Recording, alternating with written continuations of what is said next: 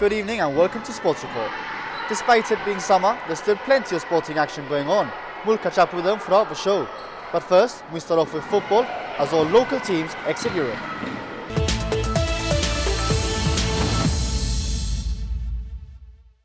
On Thursday, both St Joseph's and Lincoln Rhythms played the second leg of the Europa League first round qualifier. This time, the tables had turned, with the Saints travelling to Cyprus for their game against AEL Limassol and Lincoln playing their home game in Estadio Algarve versus AEK Larnaca. First up, it was St Joseph's, who played at 4 PM in the afternoon in high temperatures, with the referee approving water breaks during the game. They didn't get off to a good start, conceding within 2 minutes. The team managed to regroup and put on a decent performance, creating chances, but the first half would go on to end 3-0.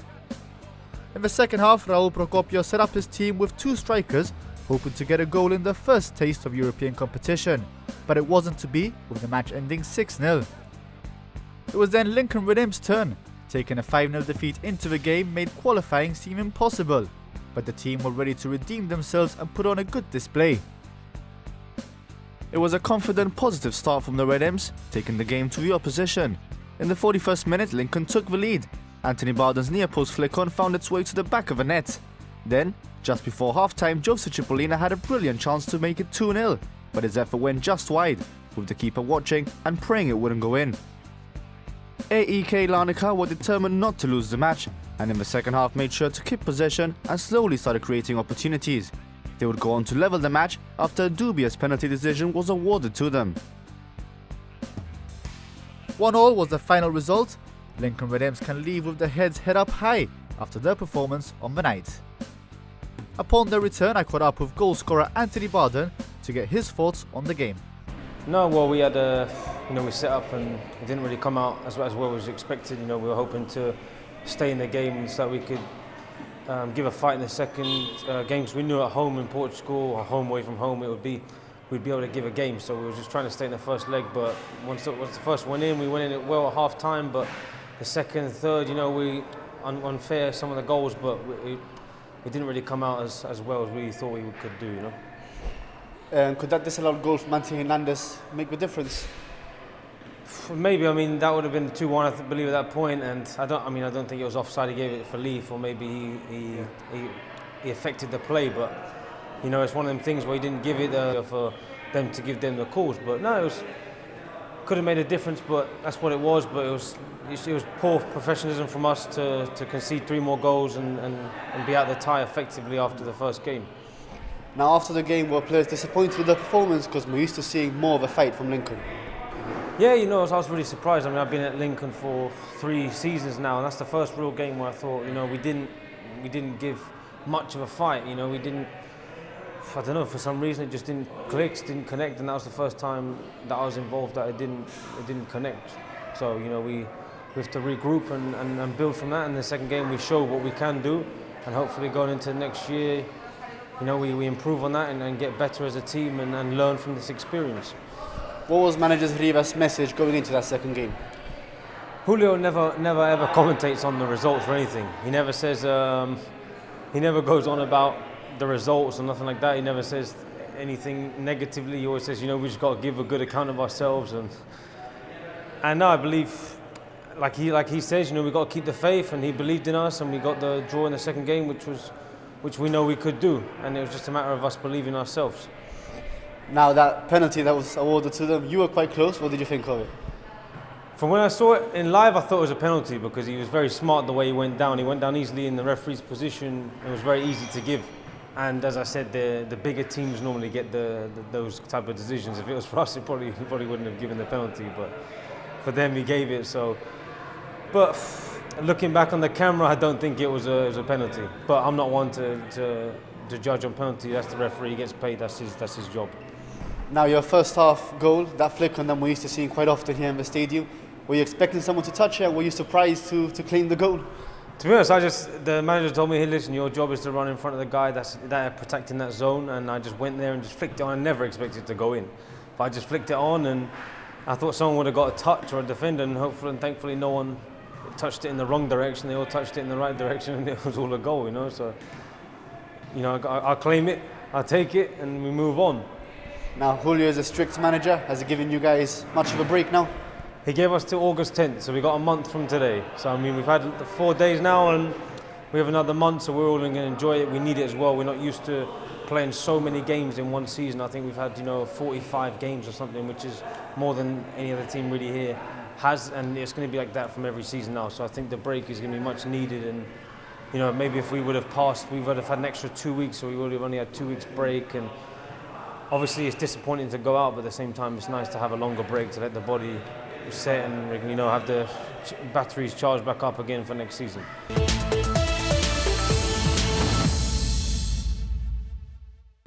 On Monday, the popular summer sports program got underway.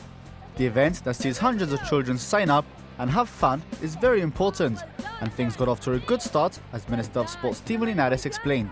Of course, look, the atmosphere here of young children doing all sorts of sports, and another year, 18 years this has been going on, and it's every year gets better. Every year we get the amount of children that want to come here, and look, I'd rather have them here doing really good things than being elsewhere.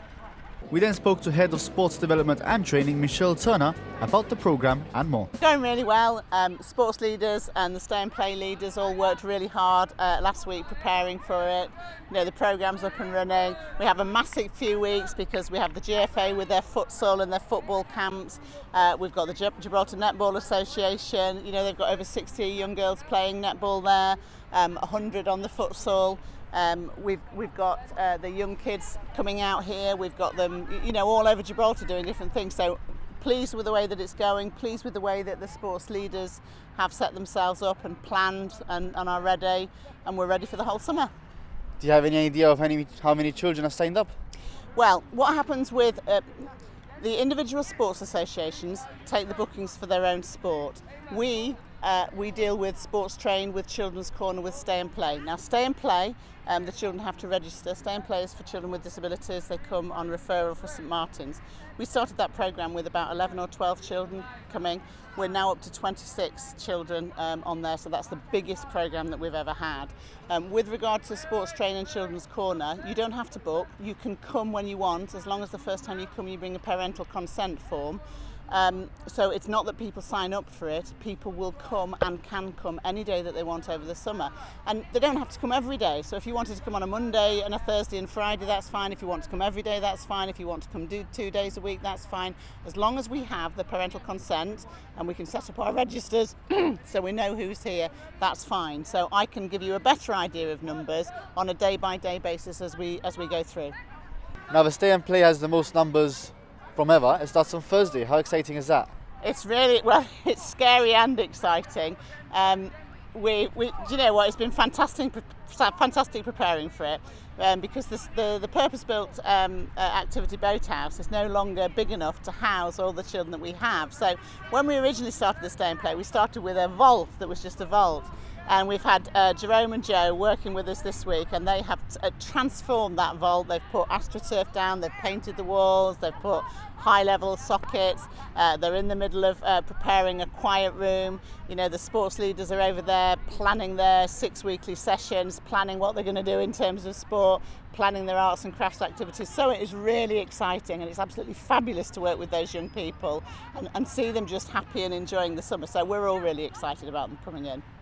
Now, just to finish off, a good summer sports programme ahead? I think so.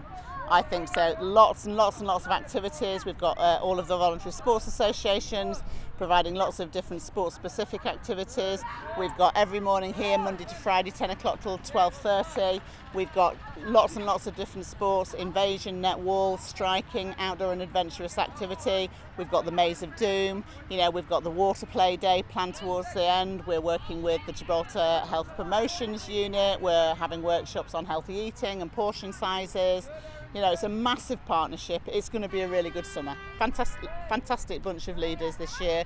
Dana and Zian, who are the sports leader and Stay and Play leader in charge, absolutely unbelievably committed. They've been in for the last kind of week and a half, 2 weeks, bossing me around, making me get everything ready. Absolutely fantastic. It's going to be a good year.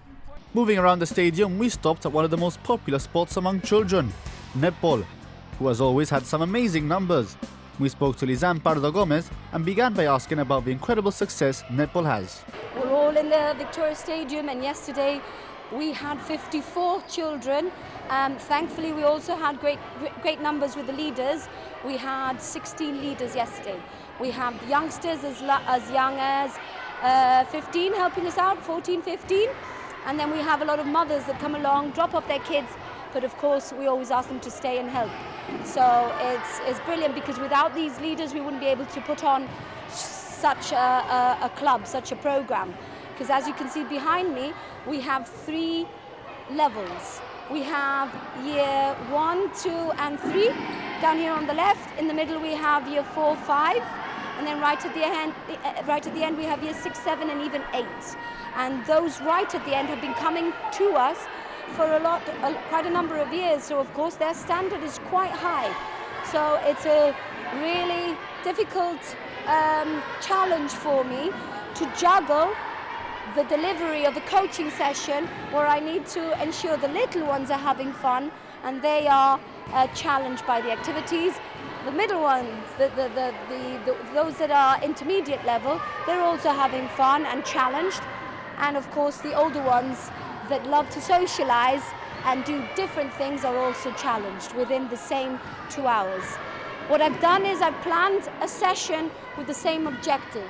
So everyone's following the same objective. Today's objective is attacking strategies, with the main focus being speed and changing direction. So everybody's following the same principle, and the leaders have been, we had a meeting yesterday via WhatsApp, and then this morning we had another meeting, so we all know sort of the teaching points, the coaching points, so we're all following the same guidelines, but everyone at different levels.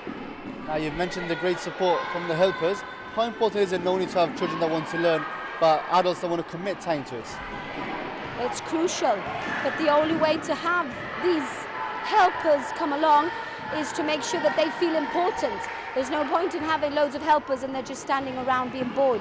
I think it's crucial that that a coaching session is all about fun, not only for the children, but the leaders. Everyone, be it a leader or a coach, has to leave the session at the end of the day feeling like they want to come back and they want more and they want to learn more and they want to be with the kids and they want to have an enjoyable experience. So.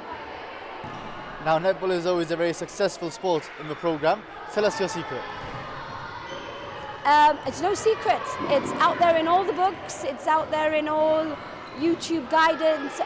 It's also the very parts, it's the fundamentals of all coaching courses.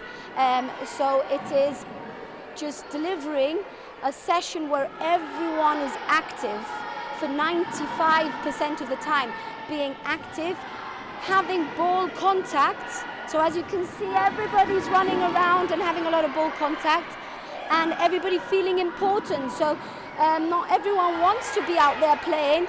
For one, my child, my eldest, doesn't seem to want to be a participant player, but she's here and I've made her happy by telling her she's going to be an umpire, like her Auntie Nadine. So she feels just as important as those running around with the ball, because she's walking around and helping, she's picking up equipment, and she's also being trained to be a young umpire. This is just week 1 of 7, with still plenty more action to come from the summer sports programme.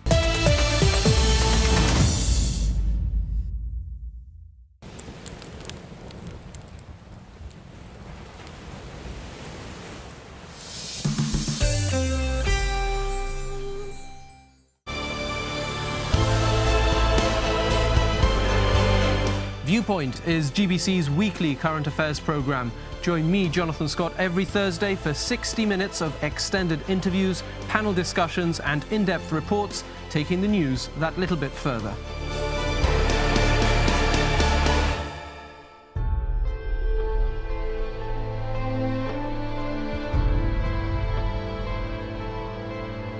The Newton Store for a complete hands-on experience with the latest Apple products, including iPhones, iPads, iPods, iMacs and MacBooks.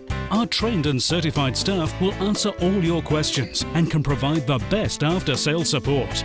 Get the whole package at the Newton Store, 75 Irish Town. At Isolas, we understand that delivering for clients is about much more than just the raw numbers. It's about making a difference.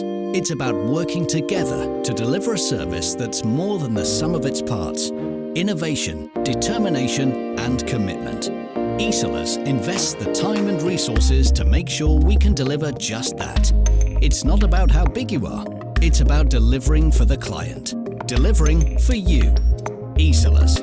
Trusted since 1892. Your sacrifice is over now. My goddess, be honest. Your heart is cold inside.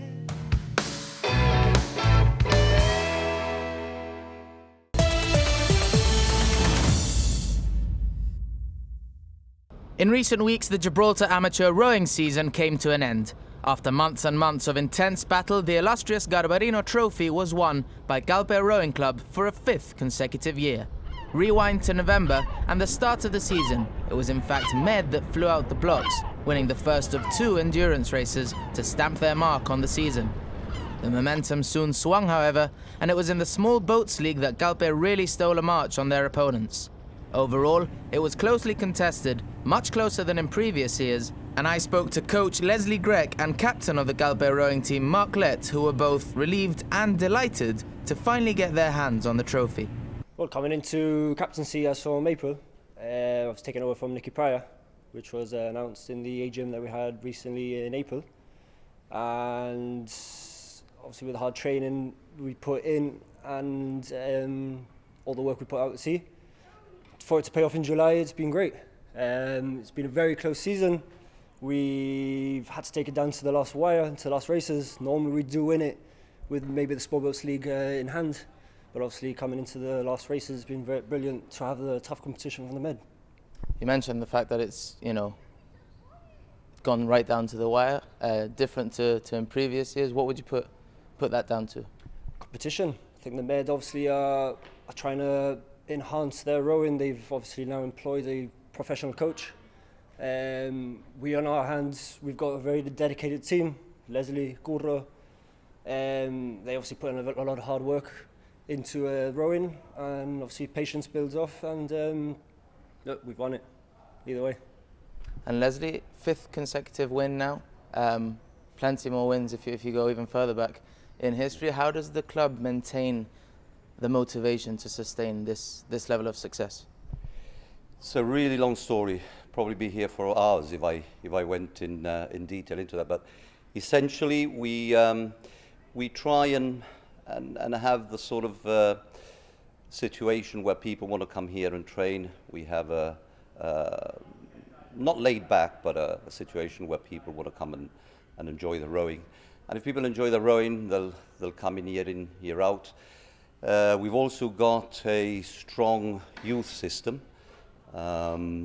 Testament of that is that today actually, this weekend, should get my dates right. This weekend we're taking part in the British Junior Rowing Championship, something which we've attended since 1999. So that motivates people, it keeps people wanting to train, wanting to come back. We're hopeful that we'll come back with something. We've come back with something for the past, I don't know, X years, I don't know. And last year, for example, Jack Pryor and Jake Moreno, they got a silver in the J16 double. And we've got a good team this year, smaller than other years, but nonetheless, expectations are high. That's one of the reasons. The other reason, of course, is that we eventually taken people from the age of 11, 12, 13, and by the time of the 15, 16, these are people who want to train, who come in and out. And then we've got people like Mark, the older people who've been away to the UK, to university and so on. They come back and join the ranks. So this year our numbers have grown, as Mark has said. Med have put in a very, very strong challenge, and all credit to them. But I think we've risen to that, and we've won the Garbarino for I don't know. I think we've only lost it once in the past 15, 16 years, but it's good.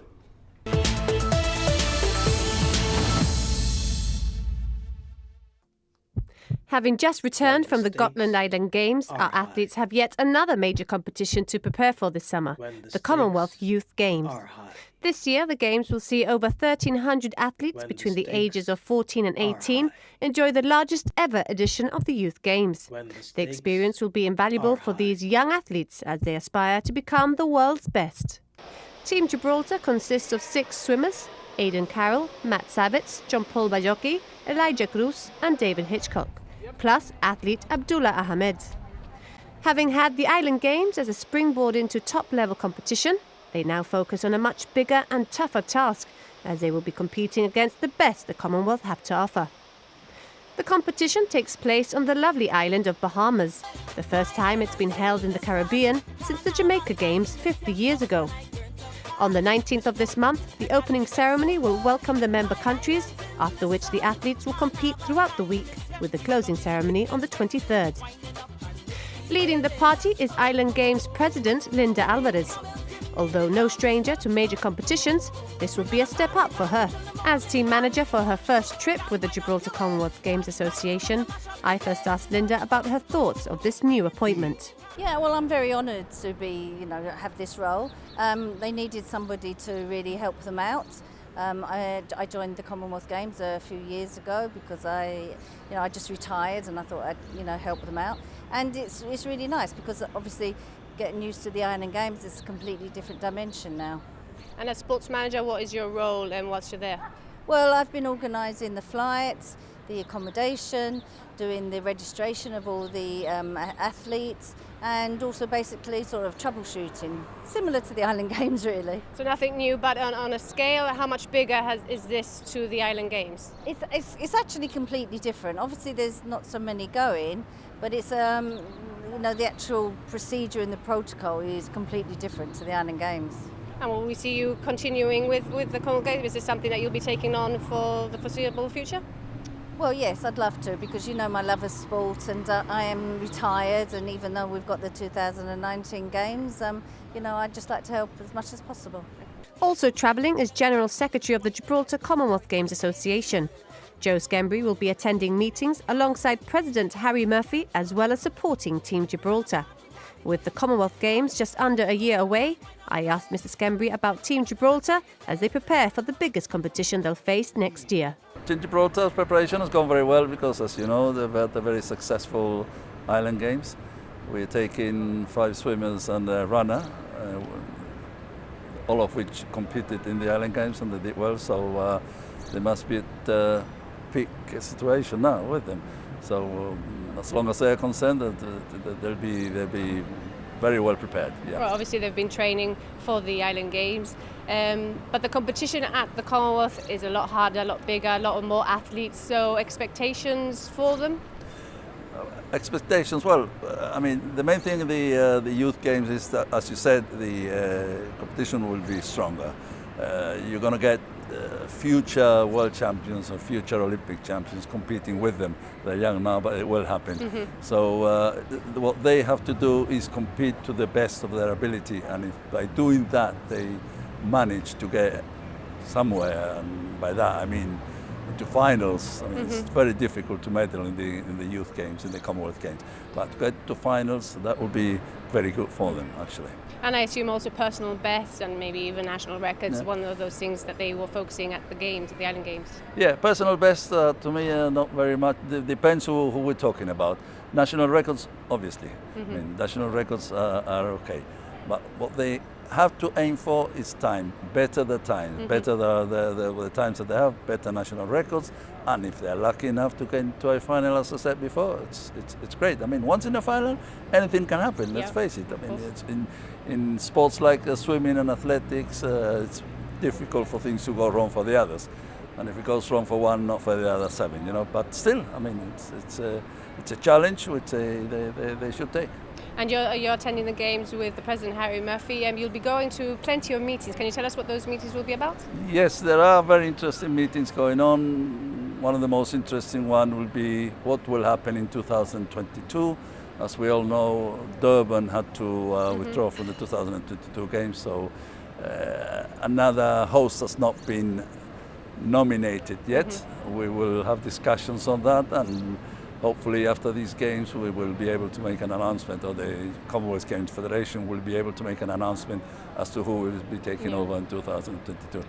I know there's been plenty of interest from other countries, but this has happened not only for the Commonwealth, the Youth Games and the Island Games have also had member islands or countries pulling out. Do these have any implications on the actual games when they're hosted? The Commonwealth Games, it hasn't happened. This is the first time it's happened. I know it's happened with the Island Games, but we're taking over and the implications will be great for us. As far as the Commonwealth Games goes, we don't know because there's not that much time left. I assume a British country will take over, or a British city, put it that way, and it will be all right. But as I say, it's the thing is that it's getting very, very costly and very big. Exactly. As from 2022, there will be changes as to how you qualify, how many people can qualify, streamlining the whole thing so that it's not so costly for the organising city. Now we're looking at the Commonwealth Games, which will be in Australia next year, but we do have the Queen's Baton arriving in Gibraltar in September. It's exciting times for Gibraltar. What's planned as the celebrations for that day? Oh, that's a great occasion as well. I mean, the plans are going very well. Everything is being put into place now. It'll be a great couple of days, and we'd like as many people as possible to get in touch with the baton, touch it, carry it, and know what it's all about, and especially youngsters, school children. It'll be a fantastic occasion, yes.